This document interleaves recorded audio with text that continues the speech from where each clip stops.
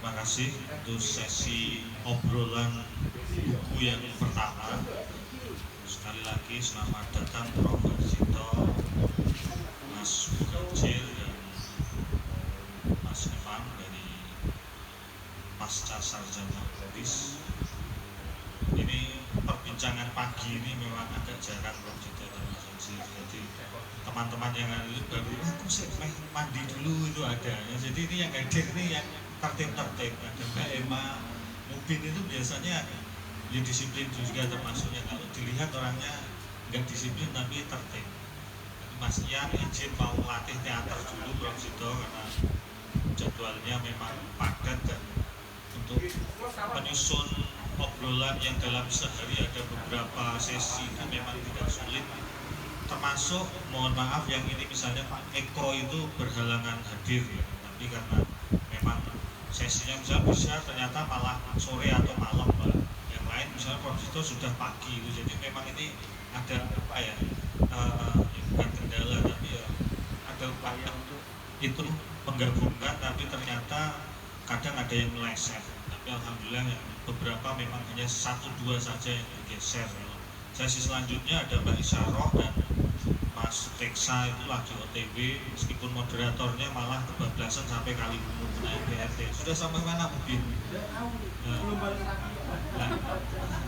coba ditelepon gitu.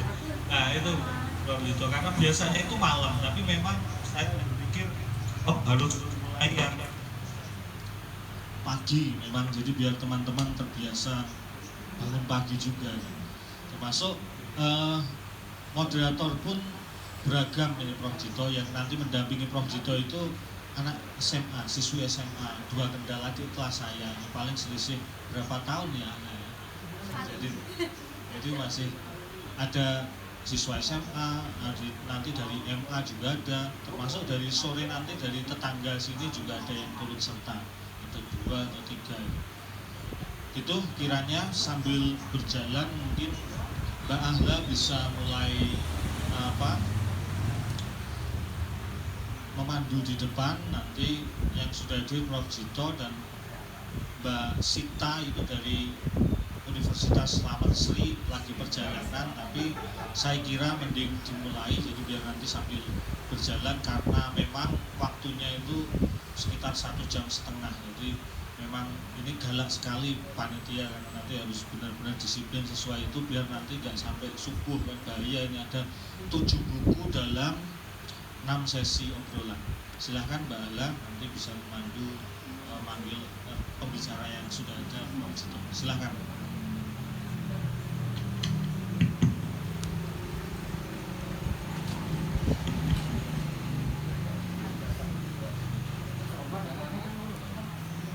Iya, lagi perjalanan.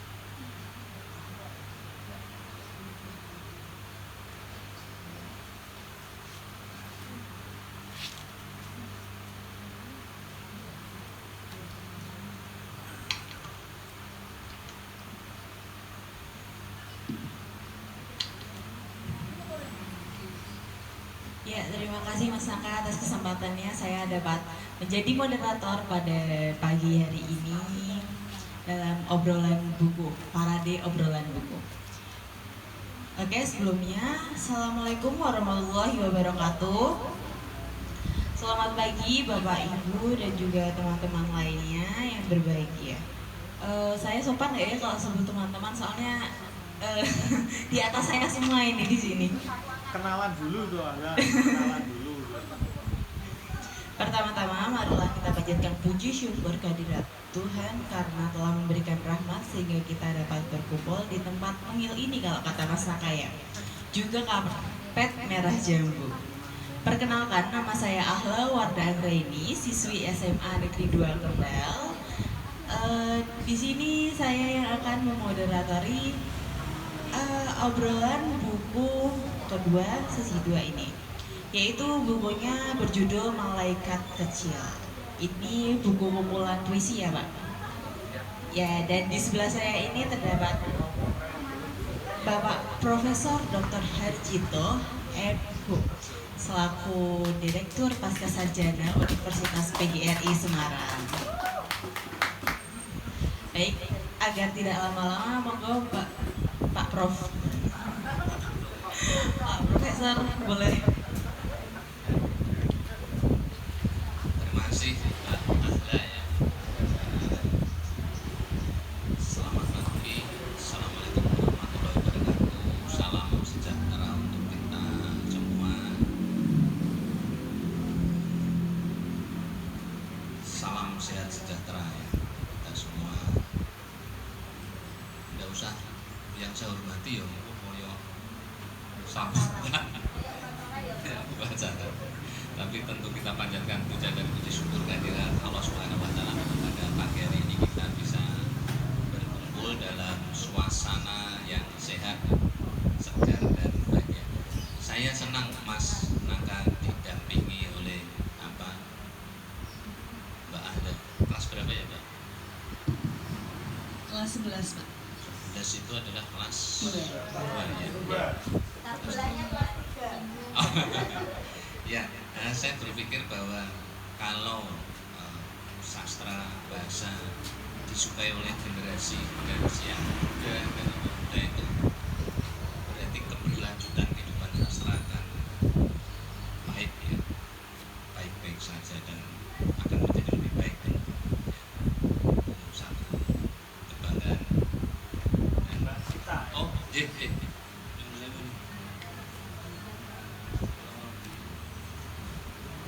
ini saya bawa ini biar kelihatan sibuk aja isinya ya teman-teman. Ini saya dulu ya Pak. Oke.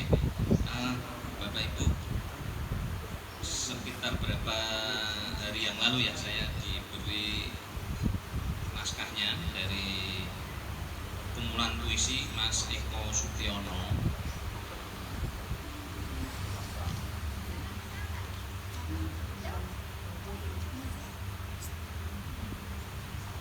Mas Eko Sutiono, judulnya Malaikat Kecil yang disampaikan ke saya dalam bentuk PDF dan menurut saya ini mungkin nanti kita bisa diskusi bukan hanya tentang isi tapi juga tentang ragam bentuk itu ya, nyambung juga yang disampaikan oleh tadi yang pertama ada hal-hal yang kita menghadapi sebuah generasi yang berbeda dengan yang dulu. Bapak Ibu, ini terutama yang generasi saya ya, generasi Mas Hajir sama bahwa kita sekarang menghadapi sebuah audien pembaca yang sudah berbeda dengan yang masa kini dan itu saya kira kita perbincangkan. Buku ini ada sekitar mengungkap berapa ya, ada sekitar 46 puisi lah ya, 46 puisi dari Mas Eko ya, Mas Eko ya. Ini catatan kecil saya ya.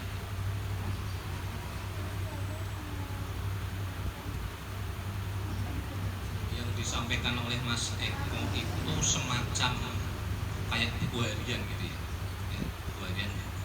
Hanya kalau buku harian yang kita kenal adalah menulis dalam bentuk narasi ya. Mas Eko menyampaikannya dalam ragam puisi.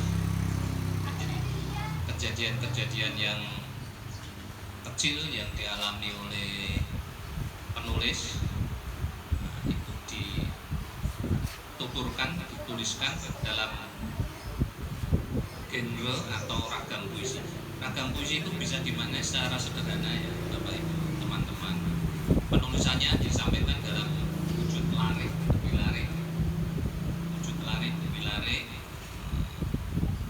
Tipografinya itu enggak sampai mentok kanan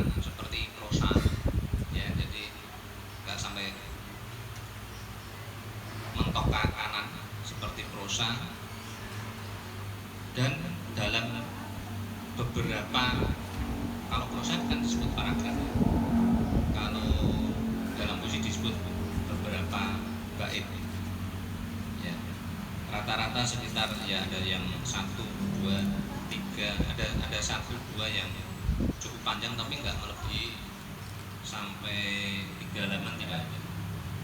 Nah, yang disampaikan hal-hal yang dalam tanda petik hal-hal yang keseharian yang pernah dialami oleh penulis, peristiwa-peristiwa biasa atau kecil yang mungkin tidak dianggap penting oleh khalayak, oleh orang lain, tapi ditulis oleh Mas Eko. Dan karena ragamnya puisi, kita akan sangat jarang melihat di dalam ragam puisi. Selamat datang Pak Ari. Saya mengamini foto yang Bapak tulis Bapak sampaikan ke saya ya. Jadi Pak Ari ini mohon maaf saya suka melantur gini sedikit. Pak Ari mengiringi saya foto mobil dan nomornya itu adalah A71 TO. Nah itu ketika terima itu kaget gitu. Ternyata Pak Ari punya selera humor yang tinggi juga. Balik lagi, kalau di dalam ragam puisi itu jarang atau saya belum menemukan yang bersifat futuristik atau masa depan. Kalau di dalam hal-hal itu disebut sebagai science fiction, maka yang disampaikan adalah hal-hal yang bersifat keseharian, pengalaman gitu ya. Nah, apa yang ditulis oleh Mas Eko atau Pak Eko ini sepertinya dilandasi oleh filosofi beliau yang saya baca di profil penulis itu. Beliau sangat terinspirasi dengan makna filosofis daun kates pepaya. Jadi daun kates saja dapat melegakan orang yang sakit perut orang lain, apalagi manusia. Nah, pengertian manusia dalam pengertian di sini berkarya ya, karya itu. Maka plus bahwa Mas Eko ini adalah guru, sehingga kalau kita lihat di awal-awal tulisan beliau, maksudnya di awal-awal itu di bagian awal puisi-puisi Mas Eko ini lebih banyak menggunakan kata kau, sehingga cenderung sebuah puisi yang dalam tanda petik menasihati. Ini akan berbeda kalau kita baca puisi-puisinya Sapardi Djoko Damono. Pokoknya hampir sama, tetapi yang sampai ke pembaca menjadi sedikit berbeda. Nah, itu yang kesan-kesan saya. Dan ini ada satu lagi ya, ini saya kira perlu saya sampaikan ke Mas Naka, salah seorang penerbit. Dalam banyak hal biografi atau profil penulis itu dianggap menjadi tidak penting ya. Tapi justru ketika saya membaca ini, kayaknya itu perlu agak dipanjang lebarkan ini Mas Naka. Jadi supaya pembaca itu bisa lebih memahami pada objek-objek atau hal-hal yang ditulis oleh penulis ya. Jadi kan selama ini kita baru melihat misalnya profil atau biografi itu kan paling berapa, 3 paragraf itu ya Mas ya. Nah ini untuk terutama untuk pembaca yang sangat beragam, biografi itu menjadi sangat penting menurut saya. Ini juga saya pernah membaca sebuah tulisan di Kompas itu, dia mengusulkan supaya orang lebih banyak menyukai bahasa sastra itu mestinya juga yang dimuat biografi. Biasanya kan ada itu kolom biografi itu bukan hanya seleb saja, tapi juga para sastrawan, para budayawan, itu akan membuat orang menjadi lebih suka, apalagi juga dengan foto-foto yang menarik. Nah, ini kayaknya saya usul nih Mas Naka sebagai nanti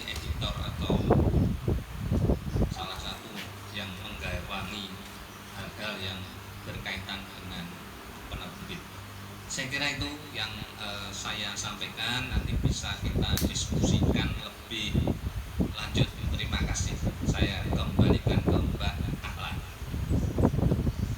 Terima kasih Bapak Profesor Hajito atas paparannya. Nah, selanjutnya kita akan mendengarkan pembicara kedua, yaitu Malaikat Kecil ini oleh Ibu Dr. Sita Saraya SHMH selaku Dekan Fakultas Hukum Universitas Selamat Sri Kendal. Kepada beliau dipersilakan.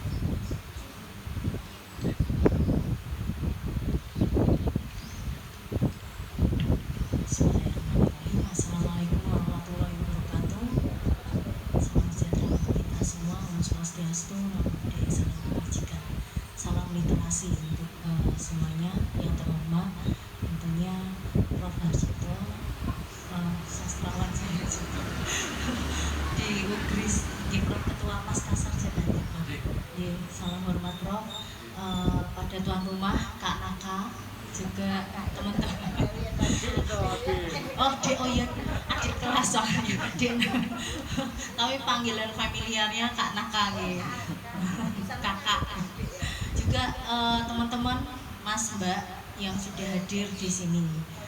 Sholawat serta salam senantiasa kita aturkan kepada junjungan kita Nabi Agung Muhammad SAW yang telah melimpahkan rahmat dan karunia-Nya pada kita, sehingga pada hari ini kita berkesempatan tentunya di momen yang sangat membawa manfaat, ya, karena saya tertarik juga undangannya dari Kak Naka. Kebetulan sudah dengar beberapa bulan yang lalu dari Mas Sofian, cuman alhamdulillah ini sudah terrealisasi.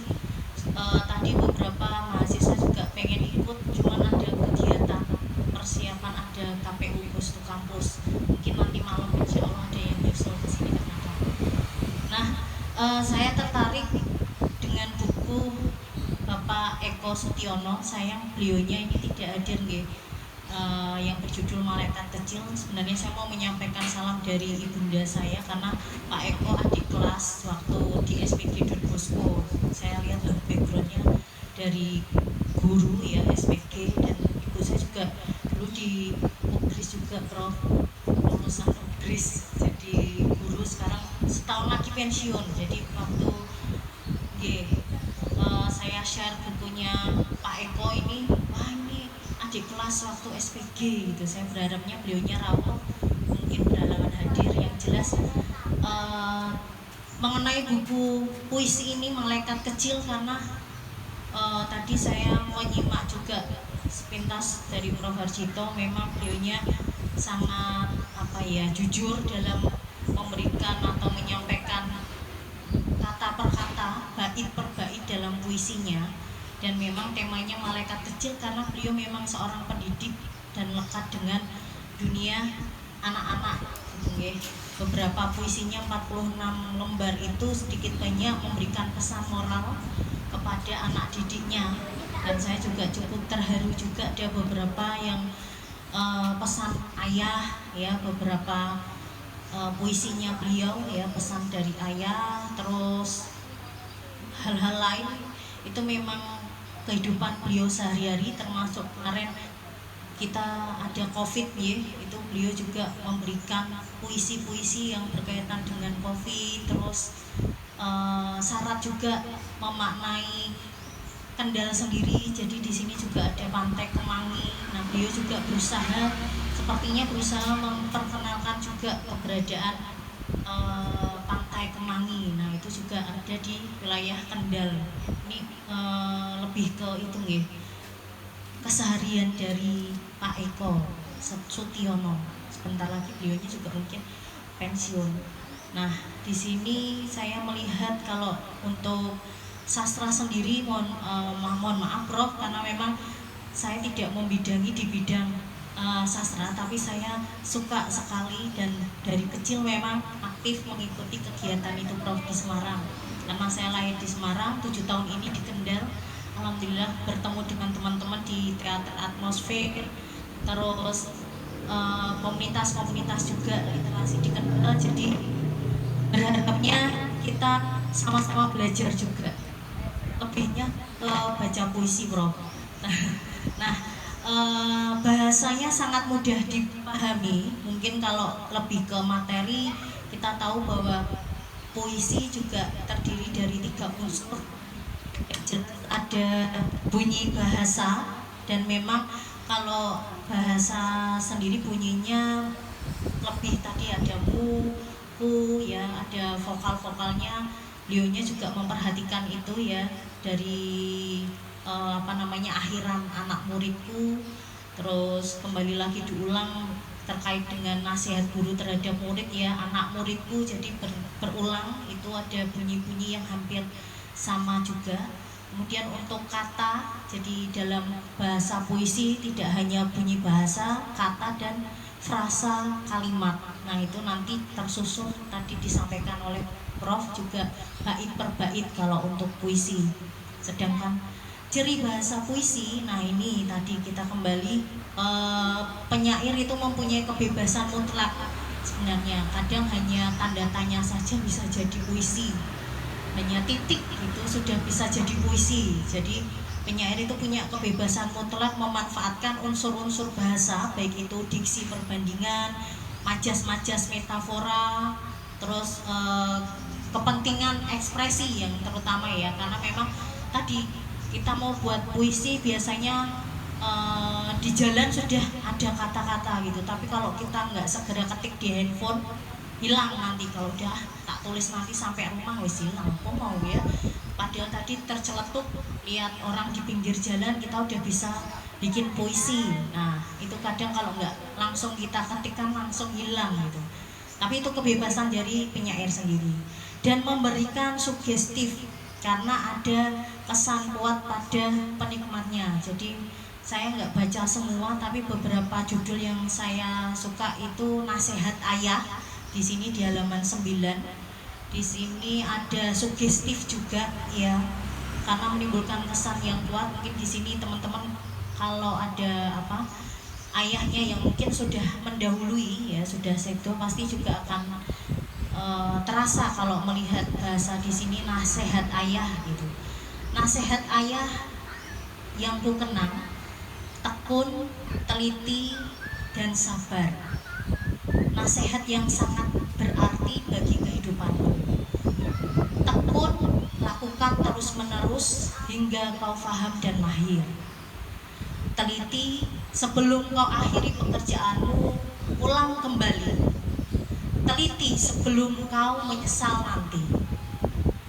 Sabar, walau kau belum berhasil dengan karyamu, mungkin kau belum bersungguh-sungguh dalam usahamu.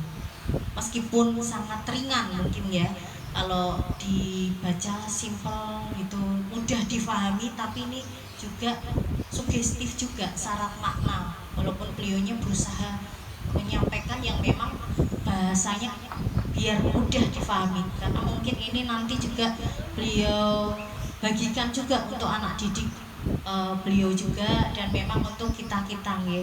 Karena puisi juga tidak harus yang majasnya banyak atau beberapa perumpamaan. Di sini ada misal naratif ya.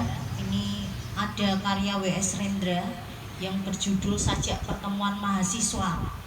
Nah, mungkin saya bacakan di sini, meski naratif tapi puisi Rendra itu tetap padat ya, penuh imajinasi dan menggugah. Sedangkan kalau puisinya Bapak ini Pak Eko, ini beliau memang ringan ya, mudah difahami dan tidak banyak bahasa yang penuh imajinasi.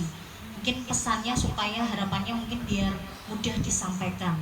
Misal kalau ini puisinya Pak Rendra ya, matahari terbit pagi ini, mencium bau kencing orok di kaki langit, melihat kali coklat menjalar ke lautan, dan mendengar dengung lebah di dalam hutan. Lalu kini ia dua penggalah tingginya, dan ia menjadi saksi kita berkumpul di sini memeriksa keadaan. Kita bertanya, kenapa maksud baik tidak selalu berguna? Kenapa maksud baik dan maksud baik bisa berlaga? Orang berkata kami ada maksud baik, dan kita bertanya, maksud baik untuk siapa? Ya, ada yang jaya, ada yang terhina, ada yang bersenjata, ada yang terluka, ada yang duduk, ada yang diduduki, ada yang berlimpah, ada yang terkuras. Dan kini di sini bertanya, maksud baik saudara untuk siapa? Saudara berdiri di pihak mana? Nah, puisinya Pak W.S. Rendra ini di buku Potret Pembangunan dalam Puisi tahun 1979. Nah, ini bahasanya atau kata perkatanya memang agak susah kita pahami. Ya, mungkin beda-beda juga karakter penyair satu dengan yang lainnya. Tadi kebebasan berekspresi sepenuhnya milik penyair, termasuk Pak Eko.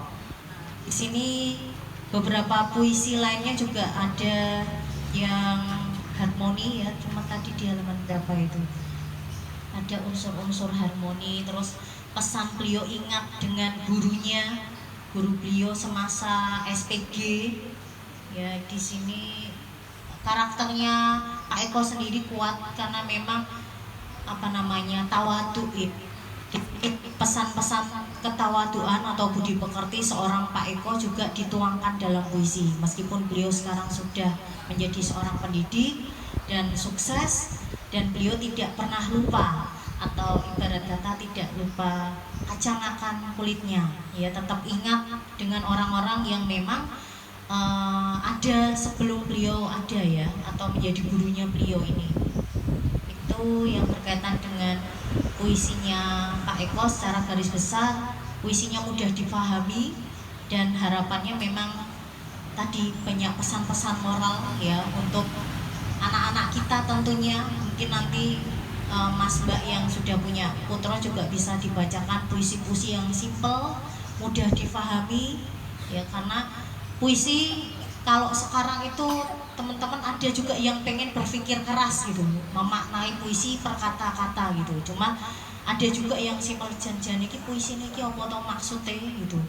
Ya, kadang mintanya yang simpel aja deh gitu. Nah, termasuknya punya Pak Eko ini tidak perlu banyak atau kesusahan kita memahaminya. Mungkin teman-teman barangkali belum baca juga ya PDF-nya Pak Eko, kan banyak ini. Kalau saya kemarin cuman baca di handphone gitu banyak sekali, tapi setelah saya print saya bisa baca simple gitu ya. Ada juga puisi yang barisnya zigzag gitu ya, dan katanya cuman gampang ya, tragedi Winka dan Sihka ya judulnya. Cuman ada kata kawin ya, Winka dibalik ya, Winka ya, kasih jadi Sihka itu juga bisa jadi puisi zigzag gitu. Nanti mungkin saya akan share materinya di Kak Naka juga. Dan beberapa penyimpangan kaidah bahasa. Nah, ini juga saya dapat juga materi dari Badan Bahasa ini provinsi. Beberapa waktu lalu juga kita sharing untuk kegiatan sastra. Jadi dalam kreativitas puisi juga ada penyimpangan kaidah bahasa yang digunakan oleh penulis. Namun untuk buku puisi khusus punya Pak Eko ini lolos semua ya, tidak ada penyimpangan, baik itu penyimpangan leksikal, semantik, fonologis, sintaksis, dialek, register historis, dan grafologis. Nah, mungkin itu yang bisa saya sampaikan. Nanti sedikit banyak kita sharing ya Mbak moderator sama Prof. Harjito. Barangkali nanti teman-teman mau sharing bukunya Pak Eko atau di luar itu monggo. Mungkin itu yang bisa saya sampaikan. Mohon maaf jika ada kekurangannya. Saya akhiri. Assalamualaikum warahmatullahi wabarakatuh. Waalaikumsalam warahmatullahi wabarakatuh. Terima kasih Ibu Dr. Sita Harsana. Ya, ini mungkin materinya saya boleh dapat juga nggak ya? Dan selanjutnya kita masuk di sesi diskusi. Mungkin ada yang ingin bertanya di sini?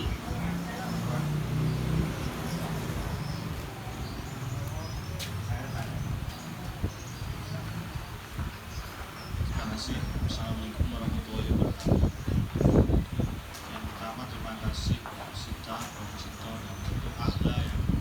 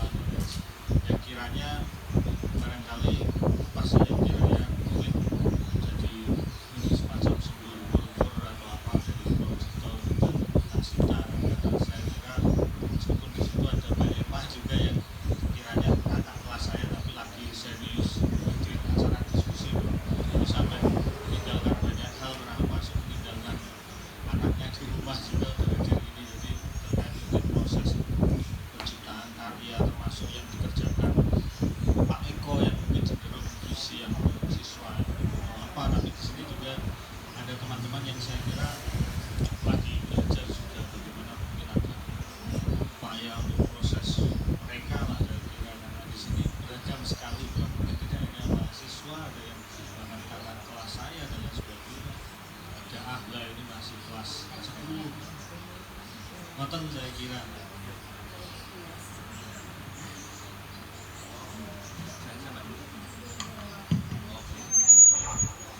Ya, terima kasih. Jadi tanggapannya Mas Naka sebenarnya sudah berbeda ya ketika belum lulus sama setelah lulus ini. Ada beda enggak Mas Ajit? Ya, jadi begini, kalau saya kegiatan-kegiatan seperti ini saya kira sangat penting, bukan saja mengajak dan teman-teman yang berasal dari disiplin ilmu bahasa dan sastra, tetapi justru mengajak dari teman-teman di luar bahasa dan sastra. Nah, ini terbukti dari, kalau kita lihat kan Pak Eko itu kan malah dari SPG, guru olahraga ya, olahraga. Termasuk Bu siapa nih Bu saya? Bu Sita, hukum itu, Dokter Pak. Sita ini Hukum. dari hukum dan menyukai bahasa dan sastra. Nah, kita sangat bersyukur, kita sangat bangga, kita sangat berharap wilayah kita perluas supaya semua orang bisa menyukai bahasa dan sastra, kemudian menyukai membaca. Bu Dr. Sita ini tadi membaca dengan bersuara. Selain dari disiplin, tapi juga dari segi umur nih. Maka generasi-generasi yang baru seperti Mbak Ahla, yang di bawahnya, termasuk, mohon maaf, saya termasuk suka misalnya Bu Yuli mengajak putranya, Bu Nasra mengajak putranya. Saya masih ingat dulu, Mas, saya itu suka wayang karena pada saat saya kecil saya diajak nonton oleh ayah saya, nonton wayang orang itu kalau nggak salah 3 atau 4 kali. Saat itu kan nggak ada daring ya, jadi luring ya, nontonnya langsung dilalah live ya kalau sekarang ya, dilalah lakonnya Wisang Geni. Jadi tokoh idola saya itu cilik tapi kan sekti ya. Ya saya membayangkan saya itu ya kayak Wisang Geni. Nah, orang lain mah cilik ya, tapi kan lumayan aku lah daripada ya. Nah itu disadari atau tidak, hanya kita kan mendidik. Jadi yang kayak gini itu saya senang. Jadi Nasra ya. Dan itu nanti akan terbawa sampai pada masa berikutnya ya, dewasa berkeluarga. Saking senangnya saya sama wayang misalnya, karena diajak oleh ayah saya, anak saya itu saya beri nama Wayang. Yang nomor 1 kan Seno ya, tokoh Pandawa. Yang kedua Arjuna. Jadi itu ya karena pengalaman masa kecil. Jadi yang kayak gini pasti akan, sepertinya kan nggak ya, kan di sini hanya ya, tapi itu akan memberi dampak yang luar biasa. Mbak Sita juga ini nanti ya, karena pengaruh sastra itu kan nggak bisa kita lihat, bahasa sastra nggak bisa kita lihat dalam waktu besok nggak. Paling cepat kan kayak seperti pendidikan ya, 6 bulan 1 tahun. Saya kira disitulah kerja-kerja kreatif seperti yang dilaksanakan oleh Mas Naka, kemudian juga Fakultas Budaya dan Fakultas Bahasa dan Seni ya, Fakultas PG di Semarang. Saya kira itu. Jadi hal-hal yang sepertinya kecil-kecil. Nah, maka yang ditulis oleh Pak Mas Eko ini sepertinya kan kecil-kecil ya. Tapi saya kira itu akan sangat memberi pengaruh, nanti akan berdampak. Hanya memang tidak bisa kalau diukur dari segi waktu bahwa itu akan besok akan pelan-pelan, sastra akan bergerak secara pelan. Ya, saya kira itu yang bisa saya tambahkan. Terima kasih.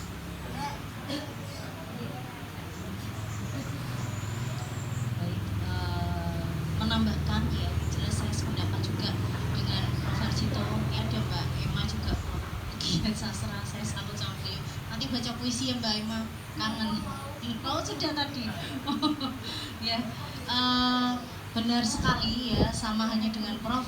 Dulu saya suka juga suka seni, sastra, puisi, ketoprak itu juga memang berlatar dari kakek sama Prof. Kakek, terus bapak juga punya grup ketoprak di Semarang, tapi bapak di almarhum grupnya bubar Prof. Karena yang muda-muda ternyata, nah itu tadinya pengen kuliah yang sastra seperti itu, mau meneruskan, ternyata melencengnya ke hukum. Tapi ya nggak apa-apa, siapa tahu nanti di Kendal juga bisa punya komunitas ya, termasuk teater ya. Terus benar sekali mengajak anak, yaitu karena ingatan masa kecil itu ingatan yang paling setia. Jadi yang punya putra-putro atau anak yang masih di bawah umur itu ingatan yang paling setia itu masa kecil. Jadi jangan sampai kita keras sama anak kita atau diajar di apa ya dengan metode yang kasar, karena anak kecil akan selalu terngiang. Tapi kalau ikut kegiatan positif pasti ingat, oh aku pernah dulu diajak mamaku mungkin lewat sini. Terus ada yang baca puisi ya. Kalau di Semarang alhamdulillah dari kecil itu selalu disalurkan lewat RRI ya, alhamdulillah ada RRI. Dari situ saya sendiri melatih mentalnya, ikut dari kecil TK itu tampil di RRI, terus SD, SMP, terus SMA, sampai mungkin karena Semarang pusatnya provinsi nih Prof, jadi semua kegiatan di sana juga aksesnya mudah itu. Sedangkan di Kendal sendiri mungkin kita juga harus merapat ke Semarang ya untuk mengaktualisasikan diri gitu, biar dilihat atau didengar halayak. Itu biasanya kan dulu nggak ada TVRI, itu antri itu kalau mau masuk TVRI, hanya ada RRI radio, jadi hanya bisa mendengar oh suara puisi siapa yang deklamasi gitu. Biasanya kalau anak-anak deklamasi pasti orang tuanya bangga nih, wah anak saya paling nggak berlatih mental. Nah itu saya rasakan positifnya di saat yang sekarang gitu. Meskipun kuliah saya backgroundnya tidak berlatar tadi bahasa sastra, tapi memang ada tadi dari kecil sudah diajari. Ibu saya kebetulan juga guru, beliaunya kakak tingkatnya ini Pak Eko. Jadi kalau di lagu keroncong itu ada buaya keroncong Prof. Nah ini ibu saya juga suka keroncong, suka puisi. Jadi katanya kalau lomba-lomba bareng sama tokoh puisi Semarang dikasih itu udah sepuh-sepuh, karena setahun lagi pensiun ya. Harapan saya tadi ketemu sama Pak Eko, karena di kelas ibu saya kok harus bikin buku lah, yuk mah semangat mah Pak Eko aja bikin buku, ini mau pensiun harus punya buku gitu. Bukunya belum diterbitkan, hanya tadi benar puisi diary, catatan ya. Itu memang kita mau memulai menulis itu kadang hanya membayangkan gitu ya, malam ini tidak turun hujan, itu ya juga bisa jadi puisi ya. Paling tidak kalau zaman dulu kita punya catatan harian atau diary, nah itu dimulai dari menulis di sana ya. Kalau buku-buku puisi saya masih antologi Prof, belum ada buku sendiri. Antologi paling bersama Bawaslu, terus antologi juga kemarin ikut lomba yang Kemendikbud tahun 2021 okay. Corona tapi hanya masuk 10 besar, yang juara 1 anak Undip, tapi memang puisinya tadi Prof panjang seperti paragraf, lebih ke prosa, tapi lebih menuangkan 5 Pancasila gitu. Saya bilang ini yang seperti ini bisa menang gitu ya. Kalau kita ikut lomba-lomba menulis puisi itu memang gaya selingkuhnya beda-beda yang menyelenggarakan. Kalau saya lihat oh tergantung, kalau mungkin universitas mana nanti beda lagi, mungkin yang simpel-simpel. Tapi kemarin yang 2021 saya ikut ternyata yang panjang-panjang gitu, Pancasila ada maknanya, ada bahasa Jawanya. Itu kalau nggak salah anak Undip yang menang juara 1. Saya hanya masuk 10 besar tapi dimuat juga di antologi Kemendikbud gitu. Mungkin yang teman-teman mbak-mbak yang masih muda-muda ya, ini semangatnya nggak ada kata terlambat, karena yang mohon maaf yang sudah tua-tua, saya tua Mbak Emma senior juga di sini, tapi masih suka kegiatan gitu. Saya salut sama beliau. Sebenarnya ada Mbak Anis ya Mbak, katanya mau rawuh tapi kok nggak ada Mbak Anis, kok nggak WA belum mungkin. Ya ini perempuan-perempuan yang di Kendal yang luar biasa gitu dalam berkarya tentunya. Terus yang bisa saya tambahkan juga tadi Kak Naka, gimana menumbuhkan minat untuk menulis ya. Tentunya kita aja menulis di WA aja kadang nggak capek loh ya, kita ngetik balas cepat gitu, sana masih mengetik kita sudah balas. Nah itu sebenarnya kita sudah latihan menulis Mas Mbak. Kita bisa bikin puisi udah nggak usah di buku diary. Saya biasanya saya kirimkan ke nomor saya sendiri, tiba-tiba nyet gitu pengen bikin puisi gitu, saya langsung nulis atau saya foto apa, saya bikin story. Tapi storynya nggak langsung cuman story, saya copy paste, saya kirim ke nomor saya sendiri. Jadi ada jejak digital, atau bisa lewat Facebook, lewat media sosial Instagram ya. Teman-teman juga banyak di sini, Mas Sofian yang biasanya itu tiap hari beliau itu datang nggak Mbak? Di Facebook itu tiap hari Mas Sofian itu nggak lelah menulis itu. Saya mengikuti Mas Sofian itu bikin puisi plus ada gambarnya gitu. Wah itu luar biasa ya. Dulu saya mengikuti seperti itu, cuman nanya kadang kita kan aduh kita mau bikin apa gitu. Tapi kalau kita sudah mulai tiap hari harusnya memang, kalau sekali kita lenggang wah udahlah seminggu depan wes, lama-lama kita akan malas Mbak gitu. Kita akan malas kalau kita harus disiplin itu. Memang kemarin juga dari Balai Bahasa juga sama beliaunya menyampaikan kalau memang sastra kita harus benar-benar disiplin. Kita mulai dari diri kita, bangun pagi tadi di Pak Eko pun juga ada bangun pagi menghirup udara. Terus beliau juga ada yang merasakan sakit kuning ya, semua rasanya warnanya kuning kemuning gitu. Jadi itu juga dia merasakan, mungkin langsung ditulis. Pusing mungkin bisa jadi pusing tapi jangan mikirin utang ya, itu bisa juga jadi puisi gitu. Nah menumbuhkan sebenarnya kita dari diri sendiri, plus kita harus masuk ke komunitas yang mendukung.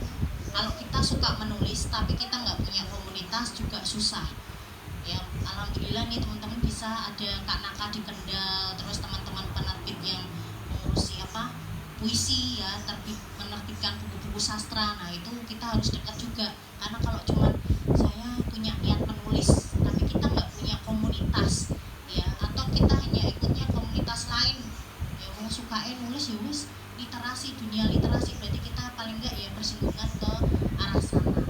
Teater ya, yang hampir-hampir dunia teater juga harus ada skenarionya, terus bikin ceritanya seperti apa, itu juga nggak jauh-jauh dari seni, imajinasi. Mungkin itu yang bisa saya tambahkan. Sebenarnya juga banyak ya, cuman teman-teman kalau dirasa ini terlambat nggak kita mulai menulis, nggak ada kata terlambat. Atau di usia sekarang mungkin waduh usia saya sudah 35 ini, telat nggak ya gitu, atau 25, nggak ada kata terlambat. Karena untuk menuntut ilmu saja ya Mas Mbak, itu nggak ada kata terlambat. Nanti sudah nyun sewu kakek-kakek, saya punya kenalan Prof di Jogja, Pak Kamal Firdaus. Nah beliau juga tokoh juga sastra di Jogja, sudah sepuh, usianya sudah 80-an, tapi hobinya juga menulis. Jadi saya melihat beberapa tokoh sastrawan, terus budayawan ya, kalau di Semarang Pak Gembong almarhum. Nah itu menulis itu nggak ada kata tua atau muda. Nah ini Mbak Hilda yang masih kelas 11, itu masih masa-masa pencarian jati diri ya. Monggo harus punya output yang positif. Nanti jangan gelo, aduh biyen kok aku nggak nulis ya zaman aku SMA ya, aduh aku kok biyen zaman SMP nggak pernah ikut lomba ya.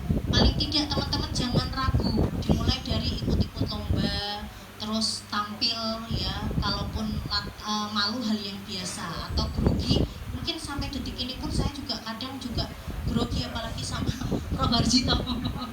Aduh aku Prof Harjito piye iki Mas Taka gitu. Wes Mbak bismillah gitu katanya.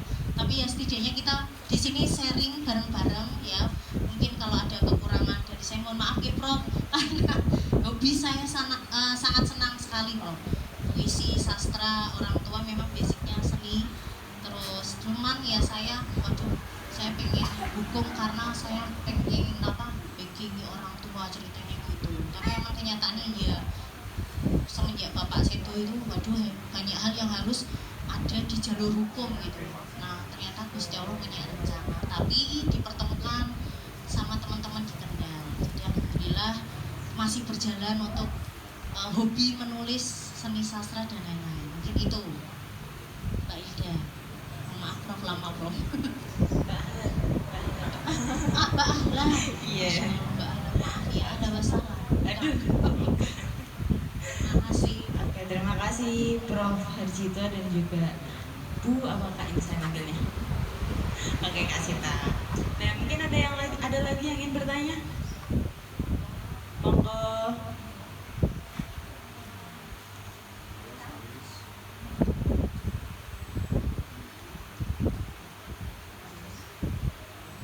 Sebenarnya saya mau tadi apa? Kalau mau nulis dikirim ke nomor sendiri. Itu biasanya kalau kirim ke nomor sendiri tiba-tiba muncul cacat lain, tiba-tiba hilang Bu. Iya, tenggelam chatnya. Oh iya. Nah, karena sesi obrolan buku kedua ini sudah selesai, saya akan akhiri. Sekian dari saya, Lawarda. Wassalamualaikum warahmatullahi wabarakatuh.